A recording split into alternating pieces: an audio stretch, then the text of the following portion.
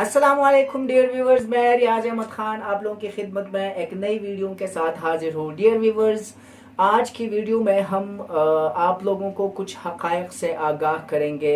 मेरे साथ यहाँ पर एक वीडियो है, उसे हम प्ले करेंगे जो कि पीपल्स पार्टी का जो एक बंदा पकड़ा गया था उज़ैर बलोच, उसके ख़िलाफ़ जो JIT रिपोर्ट आई थी, उस रिपोर्ट को हम आप लोगों के सामने लाएंगे और जो हक़ाइक़ है वो सब आप लोगों के सामने लाएंगे और उसी पे फिर हम लास्ट में बात करेंगे।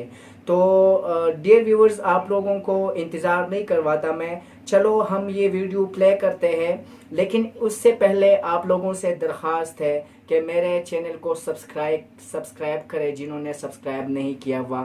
Thank you very much. तो चले डियर व्यूवर्स, वीडियो देखते हैं। स्टार्ट।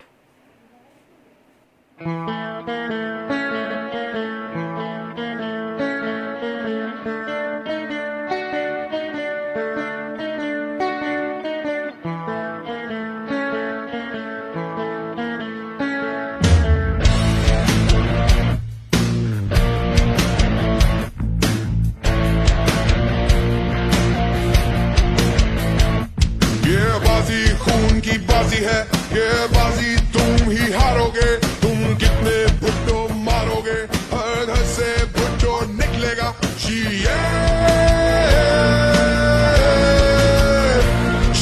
भुट्टो।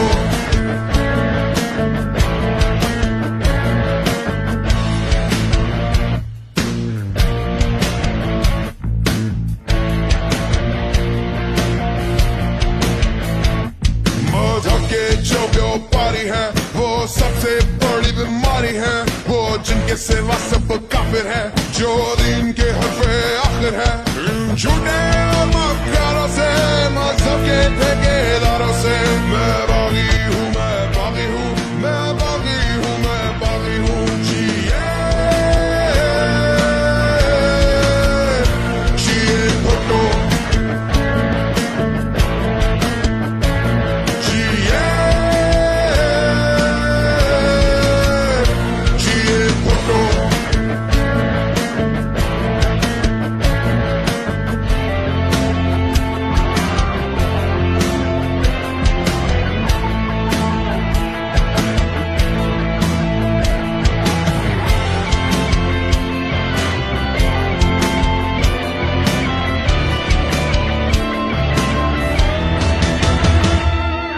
जिनकी होठ की जुम्बिश से, वो जिनकी आंख की लफ्ज से कानून बदलते रहते हैं और मुजरिम बढ़ते रहते हैं। उन शोला के सरदारों से, इंसाफ के पहरेदारों से मैं बागी हूँ, मैं बागी हूँ, मैं बागी हूँ, मैं बागी हूँ। जिए भुट्टो।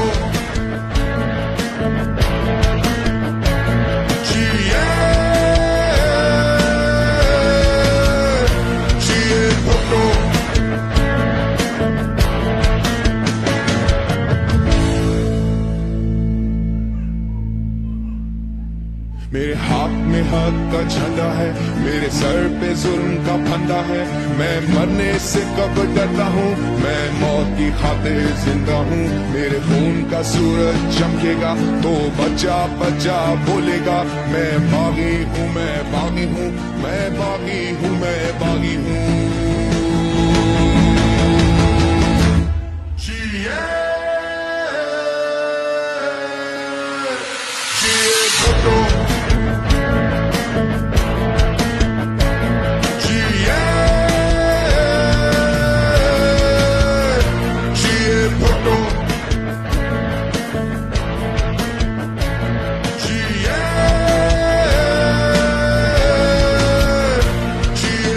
सो डियर व्यूअर्स, आप लोगों ने वीडियो देखी और जो हक़ाइक़ थे सारे JIT के जो इंकशाफात थे वो भी आप लोगों ने देखे कि इसमें आसिफ अली जरदारी साहब, फरियाल तारपुर और किस किस को फ़ायदा हुआ है और किस किस ने यानी क्या क्या लिया हुआ है। शुगर मिलें ली हुई है और किन किन चीज़ों पर कब्ज़ा किया हुआ है। यानी फरियाल तारपुर को कहते हैं 1 करोड़ माहाना भुट्टा मिलता था। तो ये आप सोचें, ये सिफारिशें करते थे, यानी हर जगह पे सिफारिशी लगाए हुए हैं।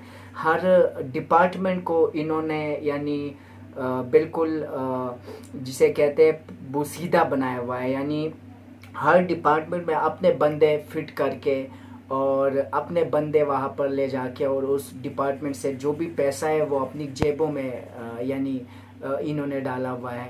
तो किसी मुल्क के साथ इतना जुल्म कौन कर सकता है, यानी अपने मुल्क के साथ इतना जुल्म क्यों करते हैं ये लोग कि अपने बचाव के लिए और अपने यही बत्ते लेने के लिए ये लियारी गैंग वार के ये यानी जो कहते हैं प्रोड्यूसर्स है, यानी इन्होंने ये बनाया हुआ है। जो उज़ैर बलोच है वो यही कहता है कि मुझे ख़तरा है, उसकी जान को भी ख़तरा है। यानी ये कैसे लोग हैं, यानी इतने पैसों से इनके पेट नहीं भरते कि और भी कमाने चलते हैं और भी कमाने चलते हैं।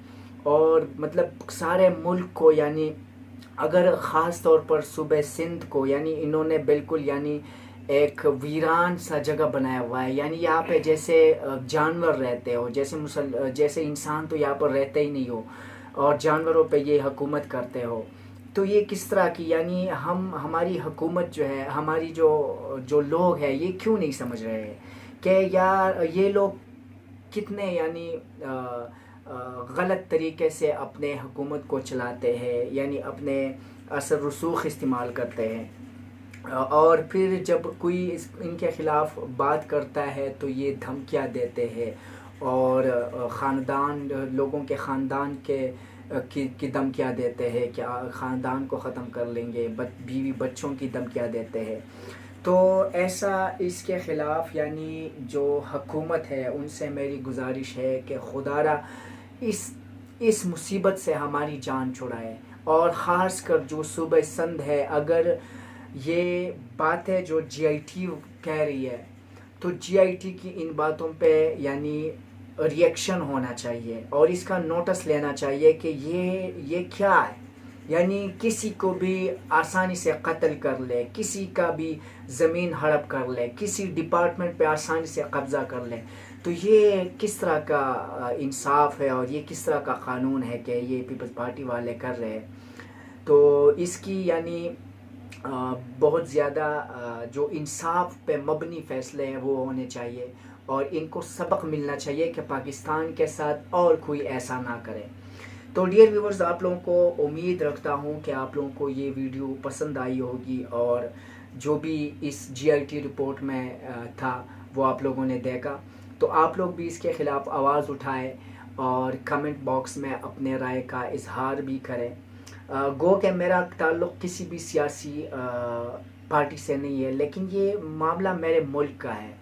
तो मेरे मुल्क के ख़िलाफ़ जो भी होगा मैं उसके ख़िलाफ़ बोलूँगा, उसके ख़िलाफ़। यानी GIT रिपोर्ट जो है ये जुडिशल रिपोर्ट होता है, जो अदालत होती है उसका रिपोर्ट होता है तहक़ीक़ के बाद। तो वो तो झूठ बहुत यानी 1% ही इम्कान होता है कि वो झूठ हो और तो वो सच ही होता है। तो इसके ख़िलाफ़ आप लोग आवाज़ उठाएं और इन सरगना इन डाकुओं को पकड़ने में और उनको सज़ाएँ मिलने में आप लोग हुकूमत का साथ दें।